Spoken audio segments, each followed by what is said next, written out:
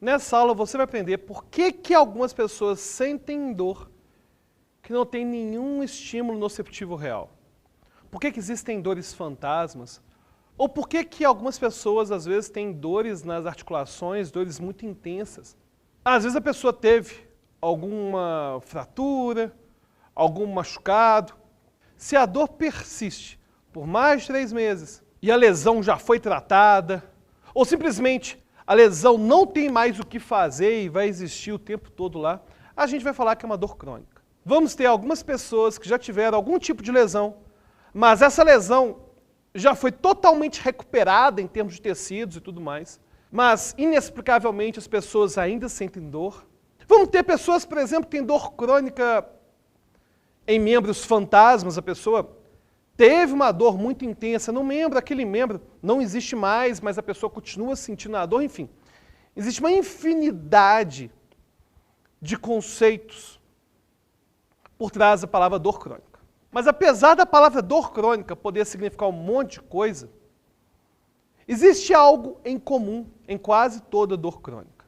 Ao menos se a gente pensar nessas dores crônicas que são decorrentes de lesões que já foram recuperadas e que não deveriam mais existir, ou até mesmo lesões que surgem apenas na nossa mente, como a fibromialgia, existe algo de comum aí. Você provavelmente conhece alguém que tem algum tipo de dor crônica e essa pessoa te relatou o seguinte: não sei o motivo de eu sentir essa dor, não sei por que eu sinto essas dores nas minhas articulações. Eu fui no médico, e o médico falou que essa dor vem da minha mente, que é uma dor que é psicológica. O engraçado, quando a gente fala que algo é psicológico, em geral, as pessoas do nosso dia a dia, pessoas que convivem conosco, acabam já imaginando que é uma bobagem. Ah, está na cabeça da outra pessoa. Na verdade, o fato de ser psicológico significa o seguinte: esse cérebro está construindo essa dor. Mas, aparentemente, por algum motivo, essa dor está surgindo sem que exista um estímulo nociceptivo real.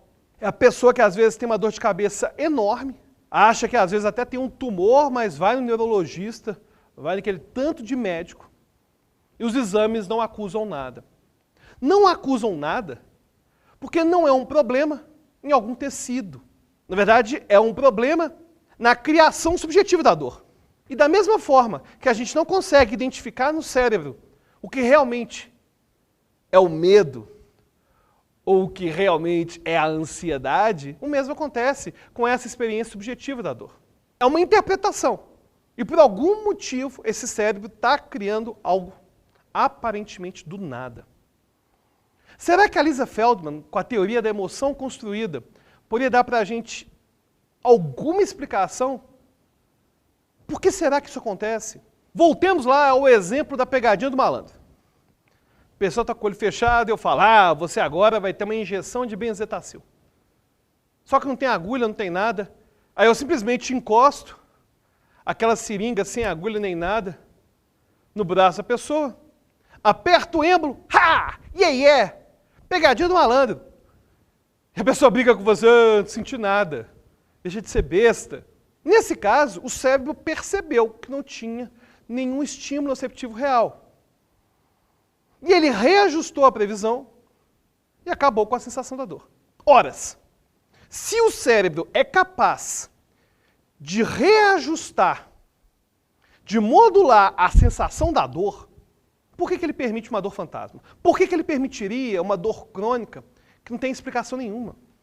E para falar disso, a gente vai ter que voltar naquele exercício envolvendo as manchas brancas e pretas.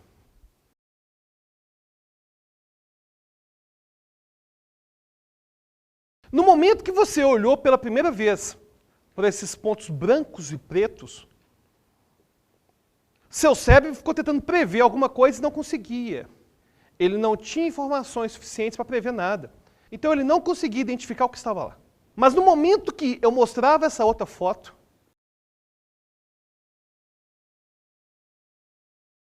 no momento que você via essa foto da cobra em cores. E aí a gente volta, mais uma vez, para os pontos brancos e pretos. Nesse momento, esses borrões brancos e pretos não são mais apenas um borrão. O seu cérebro preenche as lacunas. Na verdade, a experiência que você tem em relação a esse borrão preto e branco acaba de ser alterada. Você, nesse exato momento, já não é capaz de olhar para esses pontos brancos e pretos e ter aquela mesma sensação que você teve a primeira vez que você fez o exercício. A sua história de vida, a sua aprendizagem não te permite fazer isso. E o seu cérebro começa a realizar uma previsão. Ah, é uma cobra. Essa previsão, essa sua experiência, faz você enxergar a cobra em vez de enxergar os borrões brancos e pretos. Nesse momento, quando você vê esses pontos brancos e pretos, seu cérebro começa a ignorar o que ele está vendo. Porque ele não está vendo realmente uma cobra. Mas ele começa a ignorar toda essa percepção sensorial por causa da história, por causa do conhecimento prévio. E aí ele realiza uma previsão. É uma cobra. Mas, na verdade, isso é um erro de previsão que não está sendo corrigido. Porque não é uma cobra de verdade. É seu cérebro que está preenchendo essa lacuna. Seu cérebro está preenchendo aí as informações que estão faltando. E para Lisa Feldman, essa pode ser uma boa explicação para alguns tipos de dores crônicas. Algumas pessoas têm dores crônicas que surgiram da seguinte forma. Existiu uma lesão. Essa lesão foi tratada.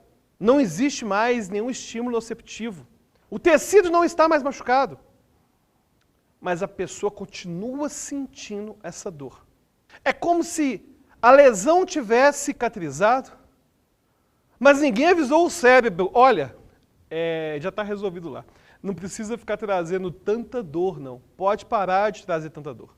Não precisa mais de dor, a lesão não existe mais, não precisa mais de alarme. Mas não adianta. Porque o fato de a pessoa já ter vivido aquela dor faz com que o cérebro preencha as lacunas. E da mesma forma que o seu cérebro agora preenche as lacunas desses pontos brancos e pretos e faz você ver uma cobra que não existe, o seu cérebro também vai criar dores que não existem. Dores que vão acabar surgindo, vão acabar sendo construídas por um erro de previsão que não foi ajustado. E já temos algumas evidências de que alguns tipos de dores crônicas podem sim surgir devido a previsões e a erros de previsões e a erro nos ajustes nos erros de previsões. Por exemplo, até mesmo animais que sofreram algum tipo de abuso, algum tipo de machucado, algum tipo de lesão no início da vida, têm mais chance de, no futuro, sentir dores, mesmo que as lesões não existam mais. E o mesmo vai acontecer com o ser humano. Já temos também evidências de que bebês que tiveram algum tipo de cirurgia aumentam e muito a chance de desenvolver algum tipo de dor crônica, algum tipo de dor intensa no início da infância. Aliás, a Lisa Feldman conta uma curiosidade bem interessante. Até o ano de 1980, as cirurgias que eram feitas em bebês não tinham anestesia. Achava-se assim, neném não sente dor mesmo.